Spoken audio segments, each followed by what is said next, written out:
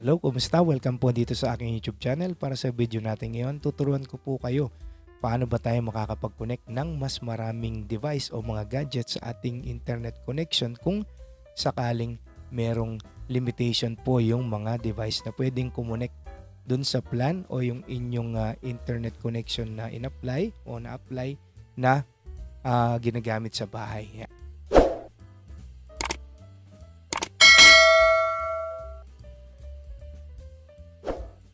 Halimbawa yung S2S, 6 na gadgets lang ng Converge po yan. Tapos meron din yung meron pa siyang isa, Vida Fiber 888 na 6 din ata or 7 gadgets. Yan. Tapos meron din yung sa amin, yung local na Net Factory. Wala mang 800 pesos ata yung babayaran mong monthly. Nasa 7 gadgets po yung pwedeng kumonek. Ayan, meron din yung PLDT, Smart Bro Home Wi-Fi. At ayan, tingnan natin. Ayan.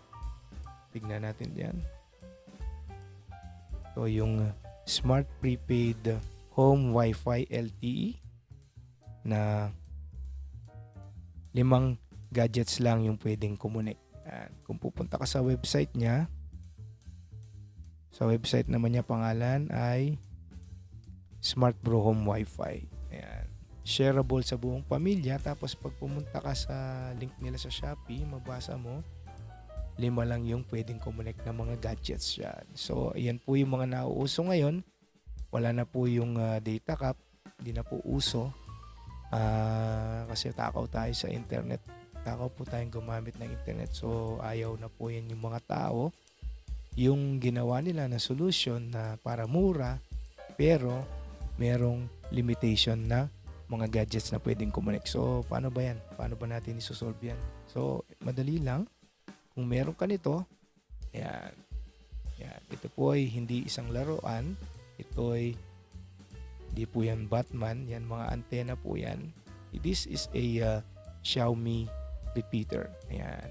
Mi repeater. Xiaomi. Yan, Xiaomi po yung may gawa nito. Yung brand po nito ay Xiaomi and then ang pangalan ng gadget na ito ay Mi Wi-Fi Range Extender Pro. Yan, repeater. Mi Wi-Fi repeater. Ano ba to? So, ang talagang function po nito ay mag-extend ng internet connection, yung range. Ayan, yung mga router po kasi natin, merong mga range lang yan. So, kung merong dead spot sa bahay ninyo, pwede mong gamitin ito para makapag-provide ng internet connection. Paano ba to?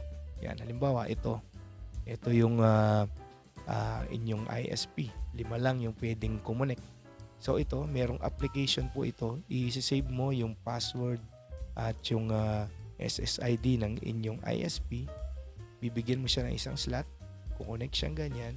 Pag-connect niya, magbabato siya ng panibagong SSID, panibagong Wi-Fi connection na kung saan dun mo i-connect naman yung ibang mga gadgets mo. Ayan. So, kailangan lang yung pagsaksak mo to, yan, isasaksak mo siya sa outlet. Kapag isasaksak mo to, ilalagay mo sa lugar na makakasagap pa siya ng magandang signal. Ayan. As long as nakakasagap to ng magandang signal, magbabato siya ng maganda ring signal. Ayan. Ito ay ang price nito ay wala mang 500 pesos. Nasa 450 lang ata ito. Nabili ko to 450 lang, matagal na. So, very useful po ito kapag sa lugar ng bahay ninyo na merong dead spot, gusto mong magkaroon ng internet connection, saksak mo lang ito, pwede mong ma-extend yung signal ng inyong internet. So, dito naman, gagamitin natin to para makapag-connect ng mas maraming gadgets or device. Yan. So, pwede rin kasi yung panibagong ibabato niya na signal ay hindi na siya limited to 5 gadgets. Yan. Alam ko 25 yung kayang kumonek dito. Pero Hindi pa naman ako nakaka-encounter ng problema kahit senior ko to sa mga kaibigan ko na merong hindi na makakonect. Okay na okay ito na gamitin. Yan. Yan lang. Itong version na to na below 500, 2.4 GHz lang yung pwedeng i-connect dito. Ayan, 2.4 GHz. So, merong 5G yung mga iba na mga ISP, yung internet service. Kapag may 5G, bilhin nyo yung mas malaki dito. Nasa almost 1,000 ata or nasa 800 pesos. Dual band, meron siyang 2.4 at 5 GHz. Pwede kang connect sa 5 GHz doon. Mas mahaba po yan. Dito, 2.4 lang yung nababasa niya, yung nakikita niya na internet connection. So, ito lang yung limitation nito. Kaya, medyo mura lang. Okay na to. Kung limbawang kayong lahat nakakonect na, yung mga gadgets ninyo nakakonect na dun sa main router, yung ito, gamitin mo na lang ito sa kung meron gustong makiconnect na bisita or meron ka pang ibang gadgets na hindi mo naman masyadong ginagamit, secondary, magagamit mo to. Yan. At least meron ka pa ring internet connection. Hindi kayo namomroblema yung nag-aawayan kayo kung sino unang kukonect. So, na-experience ko na kasi yan din sa Vida Fiber. Nakiconnect po ako, and then nung marami nang nakakonect, hindi na ako makakonect kahit na alam ko yung password. So, ito yung magandang solusyon dyan. Yan, mura lang. 450, below 500. Pwede ka nang mag-connect ng mas maraming gadgets. Yan. So, kahit na kung maliit lang yung bahay ninyo, lagay mo lang sa tabi ng router.